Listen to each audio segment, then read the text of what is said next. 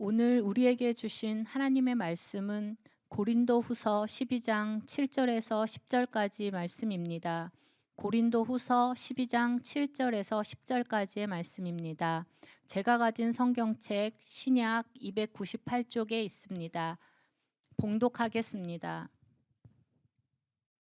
여러 계시를 받은 것이 지극히 크므로 너무 자만하지 않게 하시려고 내 육체에 가시 곧 사탄의 사자를 주셨으니 이는 나를 쳐서 너무 자만하지 않게 하려 하심이라. 이것이 내게서 떠나가게 하기 위하여 내가 3번 주께 간구하였더니 나에게 이르시기를 내 은혜가 내게 족하도다. 이는 내 능력이 약한 데서 온전하여 짐이라 하신지라. 그러므로 도리어 크게 기뻐함으로 나의 여러 약한 것들에 대하여 자랑하리니 이는 그리스도의 능력이 내게 머물게 하려 함이라. 그러므로 내가 그리스도를 위하여 약한 것들과 능욕과 궁핍과 박해와 곤고를 기뻐하노니 이는 내가 약한 그때의 강함이라. 아멘. 아멘. 할렐루야. 우리 사람마다 별명이라는 것이 있곤 하죠. 제가 어렸을 때는 대부분의 그 아이들이 다 별명이라는 게 있었던 것 같아요. 마치 별명을 일부러 져주기나 하듯이. 그런데 요즘은 이 별명들을 잘 안 붙이는 것 같아요.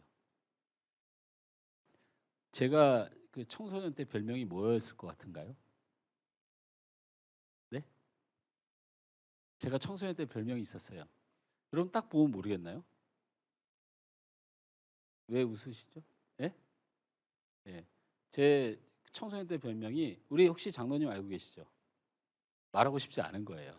알고 있는데 저랑 중고등학교 청년부를 같이 보냈던 장로님이 제 별명을 모를 리가 없는데 말하고 싶지가 않은 거죠.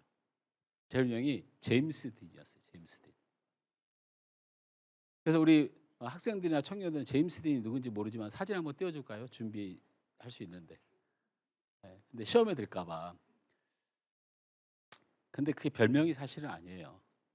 예, 그 제임스 딘이 굉장히 멋있고 잘생기고 그래서 제가 혼자 스스로 제임스 딘이라고 부르고 다녔던 거죠.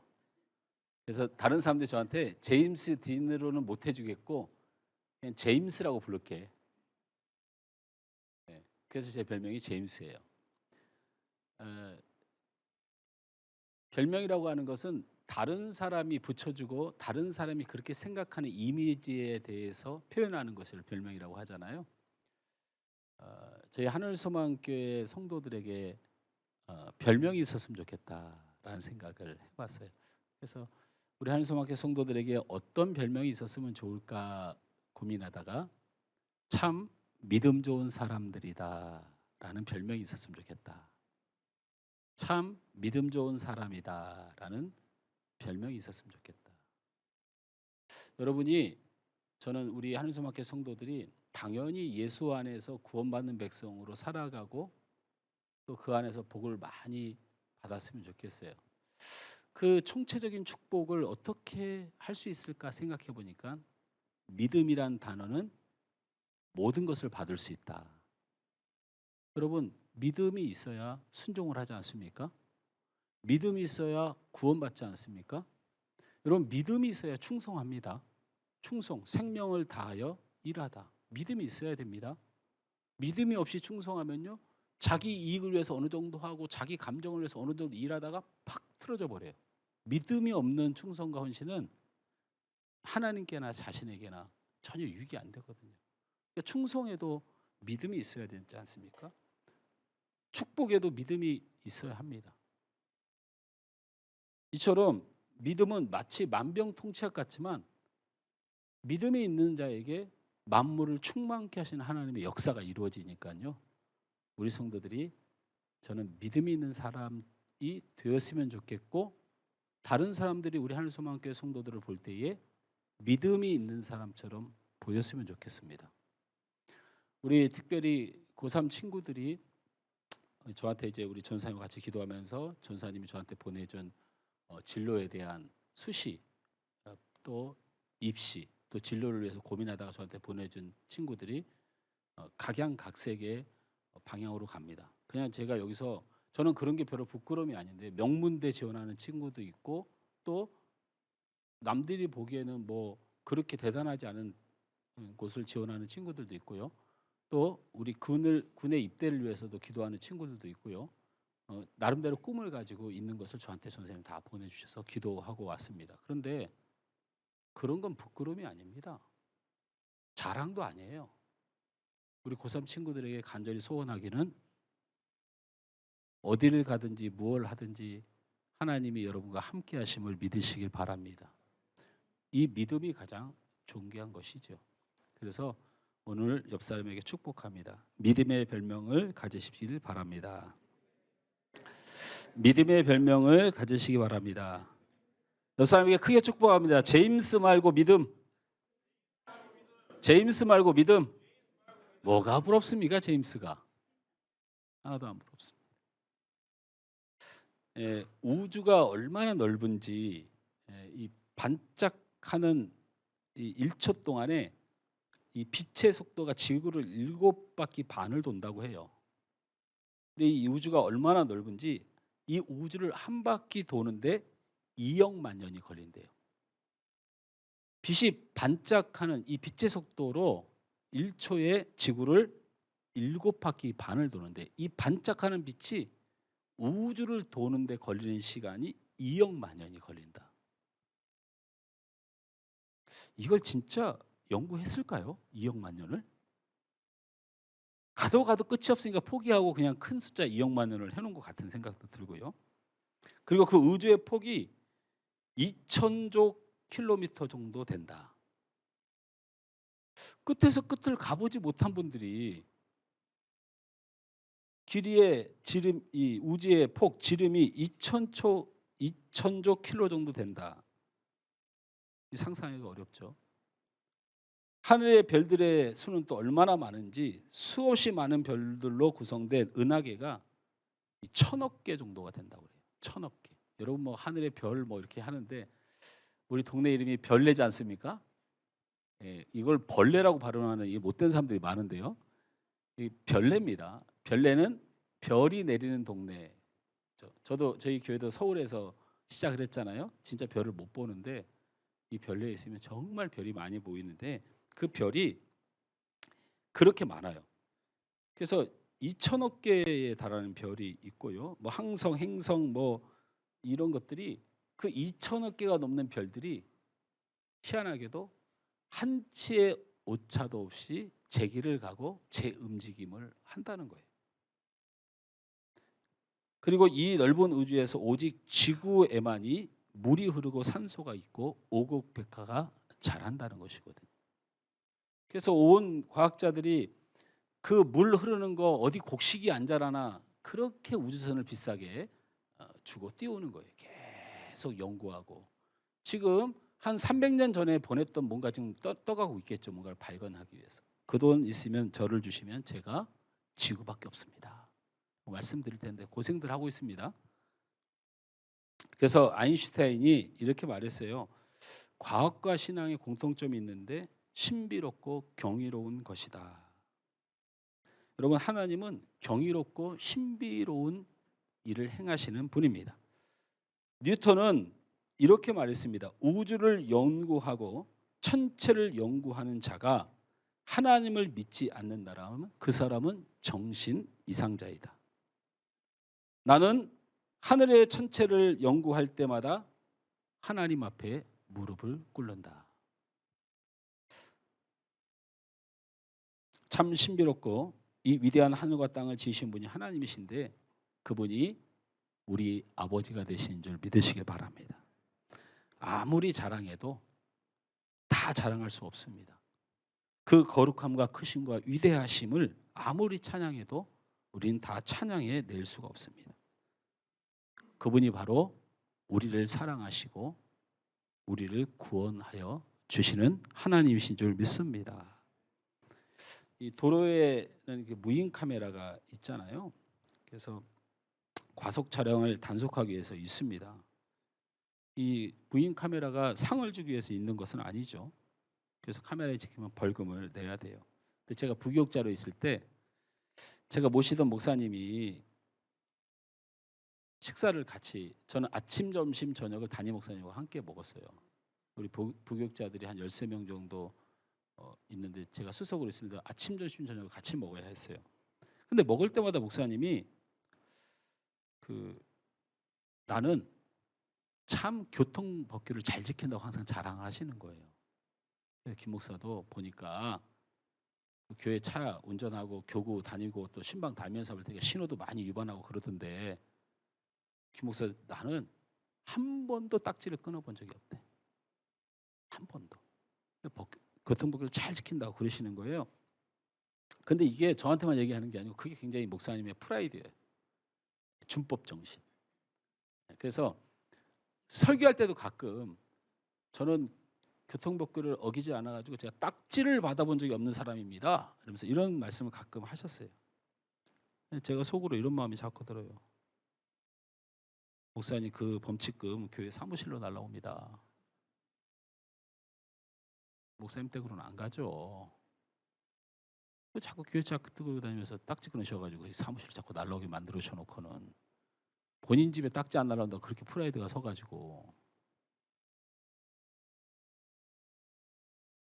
제가 무심코 세상을 이렇게 살아가면서 막 간담이 서늘하고 그 다음에 이거 어떡하지? 이런 일이 별로 그렇게 많지 않습니다. 사실은 그게 많지 않아요. 정말로 제가 믿음 있는 삶도 있지만 세상 일에 믿음으로 살다 보니까 많이 놀라지 않는 편인데 제가 그 감시 카메라에 많이 놀라는 편이에요. 무심코 가다가 쑥 지나가 버린 거예요. 특히 어디가 무심코 잘 지나가냐면요. 여기 별내에서 공릉동을 나갈 때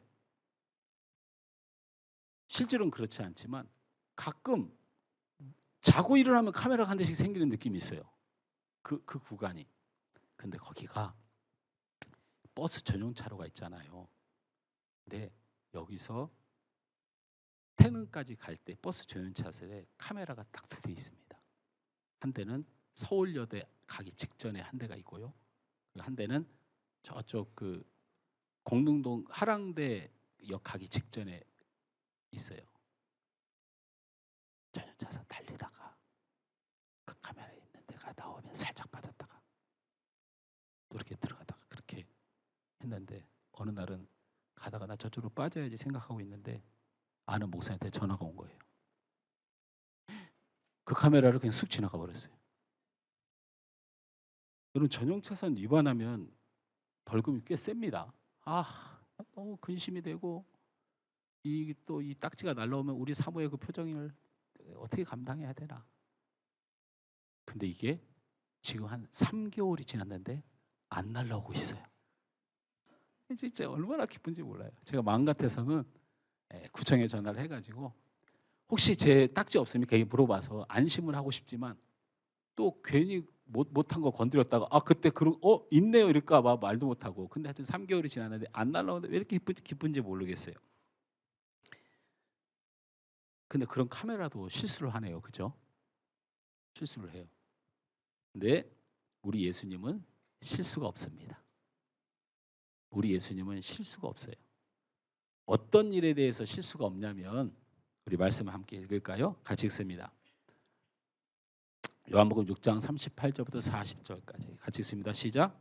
내가 하늘에서 내려온 것은 내 뜻을 행하려 함이 아니요 나를 보내신 이의 뜻을 행하려 함이라. 나를 보내신 이의 뜻은 내게 주신 자 중에 하나도 잃어버리지 아니하고 마지막 날에 다시 살리는 이것이니라.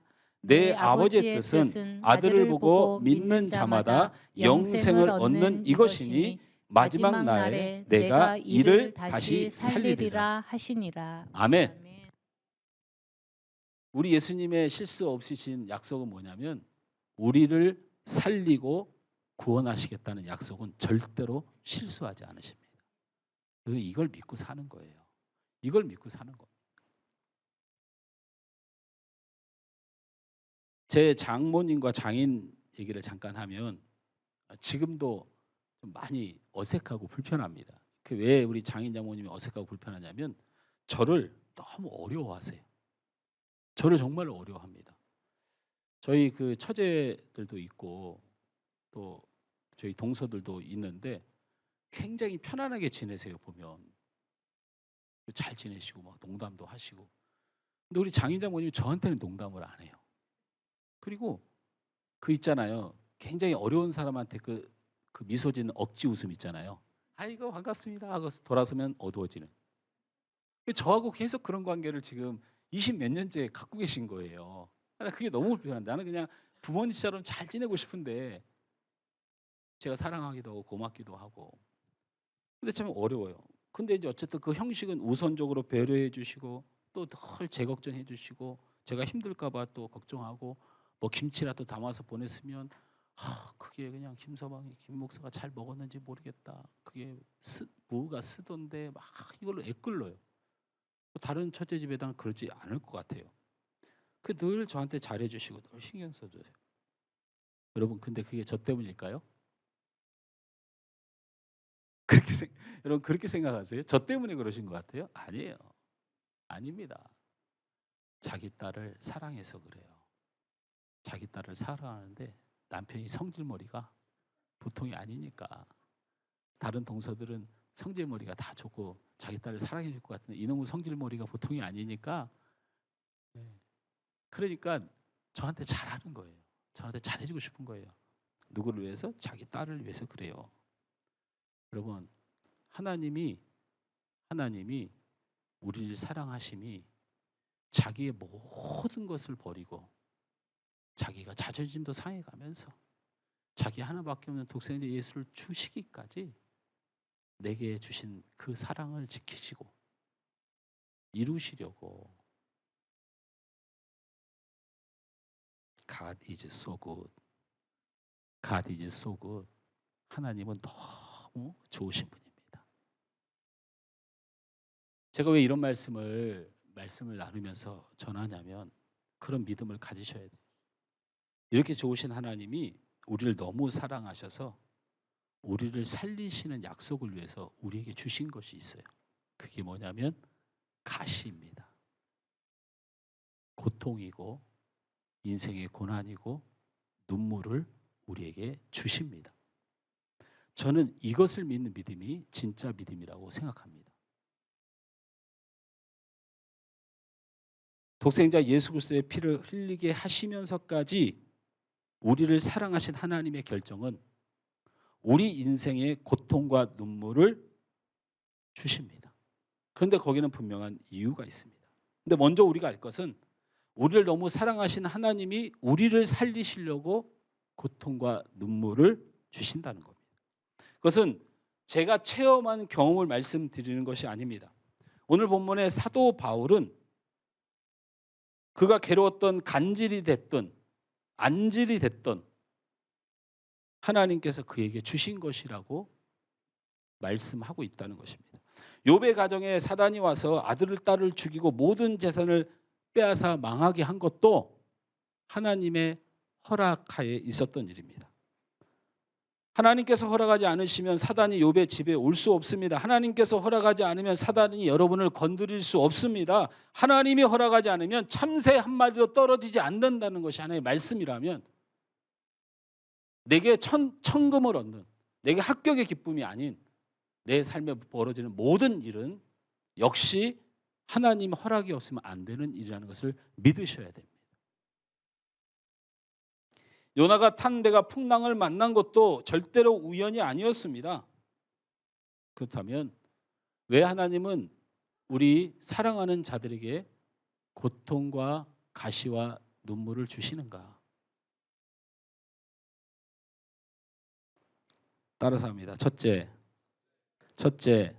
우리에게 가시를 주셨다면 우리 죄를 깨닫게 하기 위해서입니다. 우리의 죄를 깨닫게 하기 위해서입니다.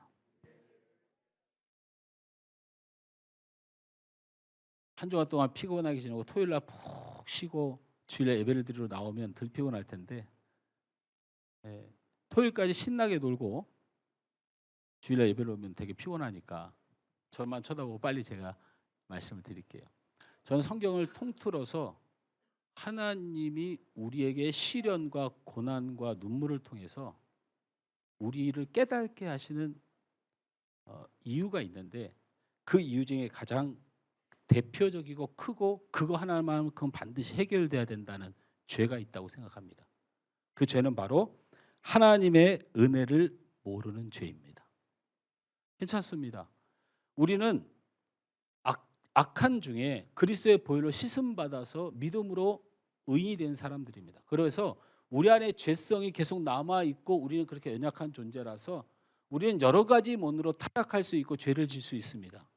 그래서 우리는 불교와 천주교가 다른 게 뭐냐면 죄를 짓지만 죄인이 아닙니다. 그러나 성경의 역사에 하나님이 끝까지 구원받은 자에게 요구하시는 한 가지만큼은 잊어버리면 안 되는 게 뭐냐면 그것이 바로 하나님의 은혜입니다. 보혈의 은혜입니다. 한 부자가 풍랑을 만나 죽게 되었습니다. 부자가 기도하기 시작했습니다. 하나님, 저를 이번에 한 번만 살려주시면 제 전 재산을 바치겠습니다. 살려주세요. 조금 후에 풍랑이 잔잔해졌습니다. 이 정도 풍랑이면 안 죽을 것 같아서 하나님, 제가 전 재산을 바치면 제가 어떻게 살겠습니까? 절반만 바치겠습니다. 배가 계속 진행됩니다. 육지가 드디어 보입니다. 여기선 빠져도 살 것 같습니다. 그래서 마음속에 이런 생각이 들었습니다. 하나님, 제가 1,000만 원 정도 하면 많이 하는 거잖아요. 그때 하나님 화가 나서 풍랑을 막 일으켜 세워서 처음 만났던 풍랑보다 더 강한 풍랑으로 몰아붙였습니다. 그러자 이 사람이 이렇게 말해서 하나님, 이거 참 농담이에요, 농담.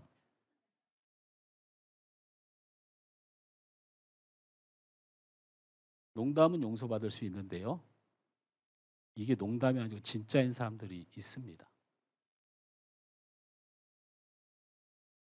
하나님이 구원이고 생명인데 농담은 농담으로 가시고 진짜 은혜를 잃어버리지 않는 성도가 되어야 됩니다.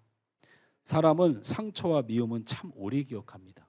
그런데 그 은혜와 감사는 금방 사라지죠. 조금 더 신중하게 하나님의 감사를 생각하시기 바랍니다. 조금 더 진중하게 하나님의 은혜를 생각하시길 바랍니다.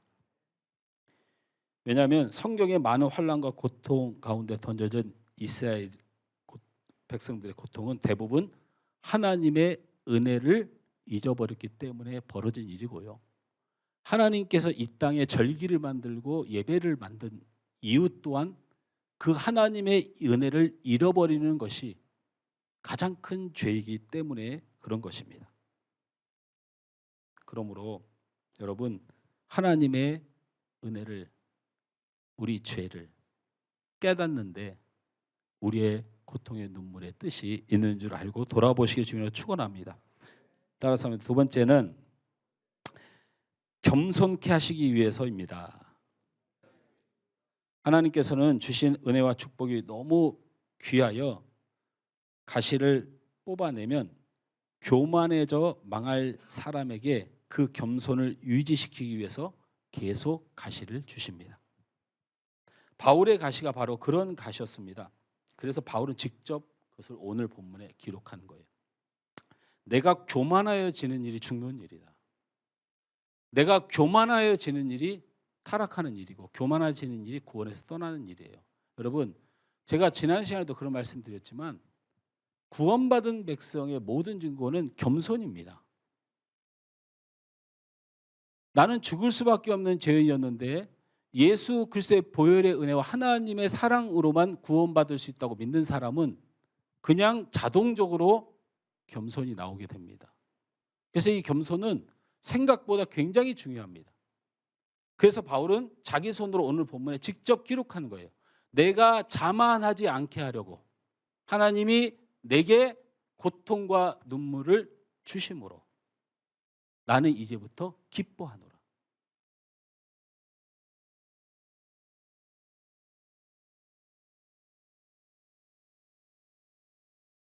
하나님, 제발 이 가시를 뽑아주세요. 제가 하나님을 얼마나 사랑하는지 아시잖아요. 바울의 최대의 고백이 뭡니까? 내가 사나 죽으나 주를 위하여. 어떻게 사나 죽으나 주를 위하여 사는 자에게 이런 고통을 주십니까? 라고 울부짖고 3번씩이나 간구했다고요. 바울이 웬만하면 자기의 현실을 받아들이고 한 번 정도 믿음으로 기도하고 돌아서는데 너무 고통스러운 삶의 고통과 눈물이 있으니까 이 가시를 제발 좀 그렇게 울면서 기도했어요. 근데 우리 주님의 음성이 뭔지 아십니까? 여러분 잘 알지 않습니까? 내 은혜가 내게 족하도다. 내 은혜가 내게 족하도다. 이게 무슨 말입니까? 네가 그 고통과 눈물의 가시가 없으면 너는 교만해져서 영원한 지옥불에 떨어질 거야. 그러니 내가 너에게 고통과 눈물을 안 들어준다고 하지 말고 내가 들어준 최고의 것이 지금 그 고통과 눈물의 가시야. 바울은 깨달았습니다. 내게 고통과 눈물이 있고 그 가시가 있고 아픔이 있고 상처가 있지만 이것이 내게 존재함으로 내가 겸손하여 하나님의 구원의 백성의 자리에 설 수 있다면 나는 슬퍼할 일이 아니고 내가 기뻐하노라. 그래서 고린도서 12장 9절에서 10절 말씀에 이렇게 기록했습니다. 우리 믿음으로 함께 읽습니다. 시작. 그러므로 도리어 크게 기뻐함으로 나의 여러 약한 것들에 대해 자랑하리니 이는 그리스도의 능력이 내게 머물게 하려 함이라.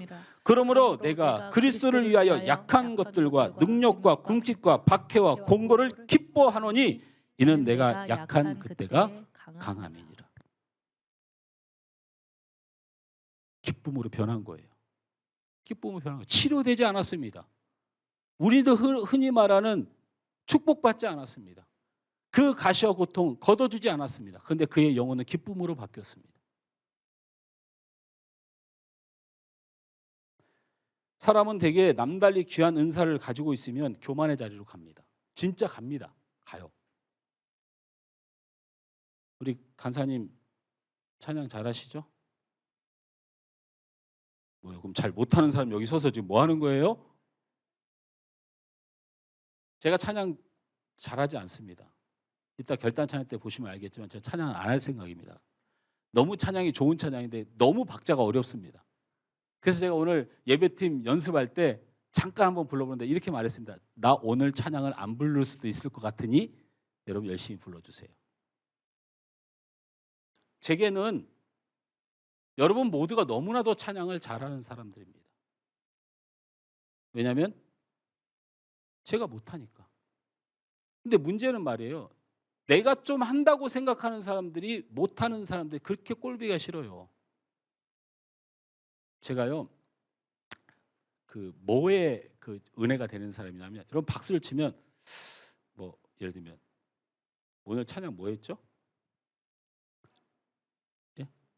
예? 많은 사람들 옛날 그 박수 이렇게 많은 사람들 이렇게 박수를 쳤잖아요. 박수. 근데 요즘은 많은 사람들 이렇게 치잖아요. 이게 왜 그렇게 치는 줄 아세요? 무슨 말인지 모르나 봐. 예수님 찬양, 예수님 찬양 이렇게 박수를 쳤잖아요. 근데 요즘은 예수님 찬양 이렇게 친다고요. 정박에 박수를 치는 게 아니고 엇박에 박수를 쳐야죠. 드럼에 맞춰서 그렇게 치나 봐요. 정박에 박수를 치는 사람 손 들어보세요. 엇박에 박수를 치는 사람. 뭐 박수를 그럼 안 치세요 대부분? 아니 왜 이렇게 설교가 이렇게 불편해 서로? 예? 예, 모른 척하고 있는데 왜냐하면 우리 교회 성도는 목사님에게 함정이 있다 이렇게 생각을 하고 자꾸 들어서 그래요. 순진하게 자기 하는 걸 얘기하세요. 대부분 엇박으로 쳐요. 이게 유행이 돼서 그런지 사람들이 박수를 쳐는지 예배팀에서 쳐서 그런지. 근데 내 뒤에는 김수학 원사님은 계속 정박을 치는 거야. 미치고 한장하겠어. 아니 멀리나 떨어져 앉아서 치든지 은혜 받고 있는데 차분히 하고 있는데 혼자 그냥 정박으로 계속 치니까 그럼 내 속에 마음속으로 아이고 참 저렇게 유행도 못 쫓아고 박자도 못 맞춘다고 제가 은근히 비웃거든요. 어때요? 사람은 나보다 못하는 사람이 있는 것 같으면 막 기쁘거든요. 우리 은근히 그래요. 일단 내가 돈 벌고 내가 잘 되고 봐야지 남 잘 되는 거. 남달리 자기에게 귀한 은사가 있고 남달리 내 자녀가 좀 잘 되고 남달리 우리 집안이 좀 잘 된다고 생각하면 고개가 올라가고 이런 마음을 먹게 되면요 사실은 이웃에게 고개가 올라가고 일상에서 굉장히 기분이 좋은 것 같지만 대부분 이런 것 때문에 가진 것, 되는 것, 현상 때문에 자꾸 기가 사는 사람들은요, 대부분 하나님을 우습게 보게 돼 있어요. 이건 그냥 정해진 수순이에요. 정해진 수순. 많이 벌어도 내 자녀가 잘 돼도 내가 설령 뭔가 잘하는 게 있어도 주님의 역사가 있는 사람은 계속 고개가 익을수록 고개가 숙여지지 겸손해집니다. 이거는 자연스러운 현상이에요. 제가 신유의 은사가 좀 있습니다. 신유의 은사가. 우리 교회는 신유의 은사가 있다고 눈빛이 안 빛나요. 왜냐하면 저는 별로 그런 걸 할 줄 모르기 때문에. 근데 제가 자존심 상하는 사건이 하나가 있었어요. 제가 부목사 때 저희 교구의 권사님이 허리가 굉장히 안 좋으세요. 허리가 이렇게 안 좋아가지고 맨날 이래요. 그래가지고 그냥 막 지팡이도 겨우 잡고 허리가 안 좋아. 그래서 내가 담대하게 저희 교구 권사님이고 한데 제가 권사님 잠깐 와봐요. 제가 기도해 드릴게요. 그랬더니 권사님 됐대. 다른 분들은 제가 기도해 준다 그러면 되게 좋아하시고 기도를 받으려고 하는데 이 권사님은 제가 거기 3년 반 동안 나한테 기도를 안 받는 거야. 다닐 때마다 그냥 봉고차 탈 때도 그냥 아이고 허리야 이렇게 타면서 내가 기도해 주겠다는데 목사가 안 받는 거예요. 그래서 제가 물었어요. 권사님 도대체 왜 제 기도를 안 받으시려고 해요? 이렇게 물었더니 목사님 저는 허리가 이 정도로 아파야 됩니다. 이렇게 아파서 그나마 아이고 주여 할 수 있대. 일어나면서 허리가 아프면 아이고 주여 이런 자기는 이게 너무 내 평생에 내가 살면서 허리가 아픈 게 낫지 내가 만약에 건강했으면 난 절대 주를 안 부를 사람이다. 그 뜻을 나한테 말하면서 그렇게 웃으면서 내가 안 아팠으면 엄청 까불고 살았을 거야. 내가 만약에 안 아팠으면 주일이 소중한지 몰랐을 거야. 내가 안 아팠으면 하나님 앞에 엄청 까불고 살았을 거야. 그래서 내가 허리가 아프니 주님이라도 찾잖아. 그러니까 나는 고쳐 달라고 기도하지 말고 저한테 이렇게 정확히 말했어요. 이거보다 더 아프지도 말고 덜 아프지도 말고 딱 요 정도만 아프게 해달라고 기도해줘 목사님. 저 이런 권사님 처음 봤어요. 그 안에서 내가 무엇을 봤냐면 믿음이 좋다는 사람들이 어떤 사람인가요? 부자이면 믿음이 좋아지고 가난하면 믿음이 없어지나요?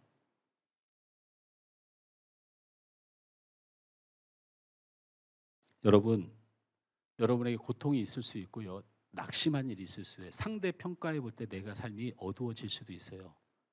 그래서 그것이 눈물이 되고 한숨이 될 수도 있는데요. 죄송하지만 여러분 잘 됐으면 좋겠고 다 좋은 대학 갔으면 좋겠고 좋은 직장 다녔으면 돈 잘 벌었으면 좋겠는데 우리가 여전히 잃지 말아야 될 건 겸손함인 사실 잊지 마시기 주로 축원합니다. 셋째로 따라서 합니다. 하나님의 때가 되면 뽑아주십니다. 여러분 고통과 눈물은 하나님의 때가 되면 다 멈추게 해주셔요. 그 가시는 하나님의 뜻을 이루면 반드시 뽑아줍니다.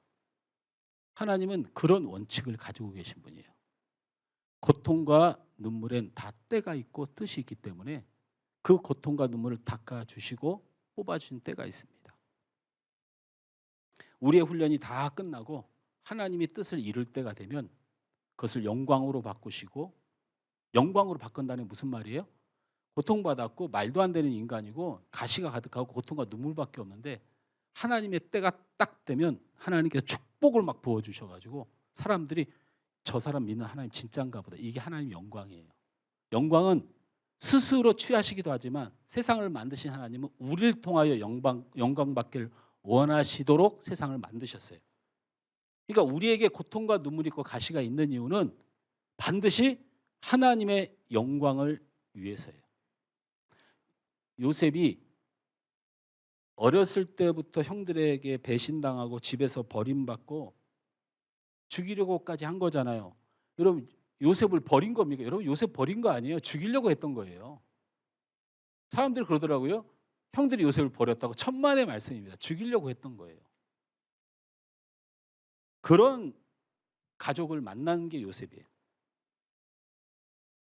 가서 열심히 일해도 자기를 강간 미수본으로 몰아서 가장 순서된 하인인 자기를 그렇게 억울한 누명을 써서 감옥에 쳐넣어버렸어요. 고통이고 눈물이고 가시고 서름이었지만 자기의 형편이 그렇게 인생이 흘러갔지만 하나님의 때가 됐어요. 이스라엘 민족을 구원해야 될 때가 되고 요셉이 필요한 때가 되고 그럼에도 하나님 앞에 믿음을 잃지 않고 우리 하나님이 뜻이 있을 거야 라고 믿었던 요셉의 그 믿음을 가지고 하나님이 형제들을 살리고 부모를 살리고 민족을 살리고 하나님의 나라를 이루신다는 겁니다. 이해가 되지 못하는 가시들, 불공정한 것들이 있어요. 부자 부모님 못 나서 가난하게 산 게 불공정하지요. 불공정합니다. 그런데 저는 우리 하나님은 불공정하지 않다고 믿습니다. 저는 하나님이 두 가지는 확실히 준다고 믿어요. 내 믿음이 연약해서 진짜로 구제불능인데 사랑하신다면 내 기도를 응답하셔서 물적 육적 축복도 주시겠죠. 그러나 하나님 더 기뻐할 것은 세상 것으로 흔들리지 않고 여전히 주님을 사랑한 나를 기뻐하시기 때문에 제가 그 믿음을 가지고 있다면 저는 어떤 일에도 두려움 없습니다. 하나님의 뜻이 이루어지기 위해서 하나님이 고통과 눈물을 주는 거예요. 여러분 세계 선교가 어떻게 일어나는 줄 아세요?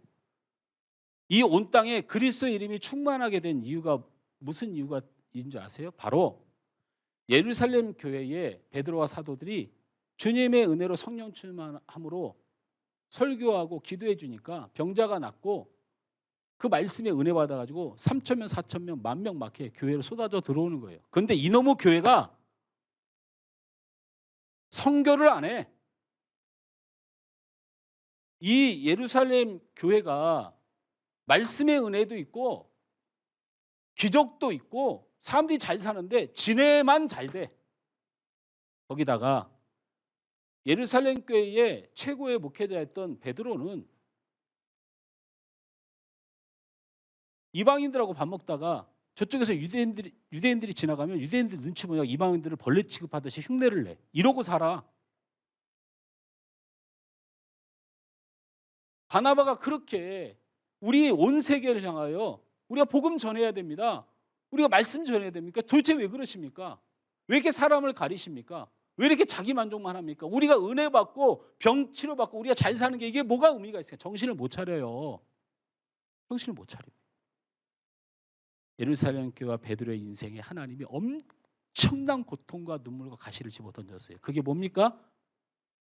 베드로가 가장 사랑했던 야고보 사도가 순교를 당해요. 여러분, 이 야고보 사도의 순교로 가슴이 미어지는 순교로 온 세상이 복음화된 거예요. 저는 제 인생에 하나님의 뜻이 분명히 있고요. 그게 내가 건강을 잃는 일일 수 있고 내 자녀에게 또는 아픔이 있는 일일 수도 있다고 생각합니다. 근데 제가 믿는 거는 내 눈물과 고통의 인생이 있을지라도 하나님의 계획은 반드시 이루어집니다. 이루어집니다.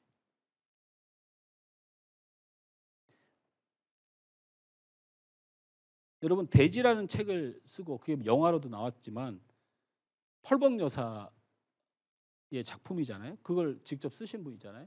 그래서 이걸로 그 세계 프리처상을 받고 노벨상을 받으신 분이에요. 문학상을.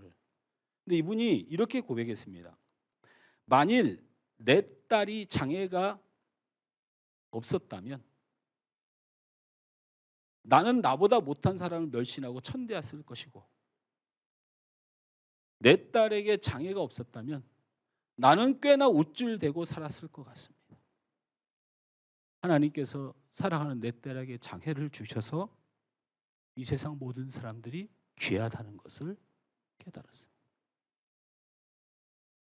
또한 내 딸에게 장애가 없었다면 이 영광도 없었을 것입니다.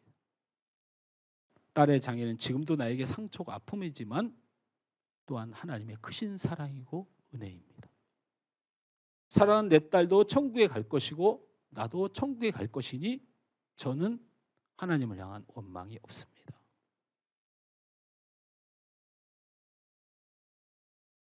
저는 확신하거든요. 고통과 눈물과 갈등과 가시가 없이 하나님의 뜻은 이루어지지 않습니다. 저는 제 육신의 가시 때문에 목회자가 됐고요. 제가 이런 우리 하는 성교가 작고 제가 능력이 없어서 부흥이 안 되잖아요. 저는 이걸 감사하게 생각해요. 저는요 부흥되거나 큰 교회 가면 싹군 될 사람이에요. 전형적으로. 근데 내가 능력이 없음을 알게 되니까 여러분 한 사람 한 사람의 섬김과 함께함이 귀하고 사랑스럽습니다. 여러분을 사랑하는 마음이 진심인 것을 하나님 앞에 감사하고 삽니다.